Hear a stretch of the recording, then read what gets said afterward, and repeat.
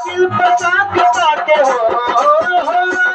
cycle पर चाक ताके नमो कमावे हमारे भैया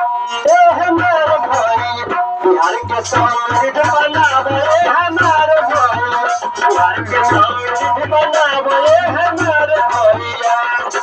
उधर कर तू दस लाख लोन लिहा भैया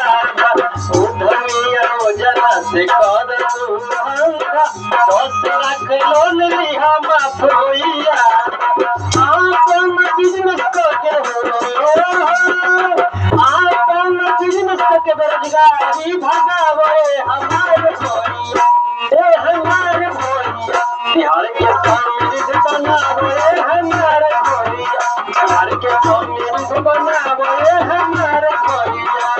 जल जल के माध्यम से शुद्ध पानी पीहा कूड़ा कचरा दूर करके स्वस्थ जीवन जीहा जल जल के माध्यम से शुद्ध पानी पीहा कूड़ा कचरा दूर करके स्वस्थ जीवन जीहा घर घर में शौचालय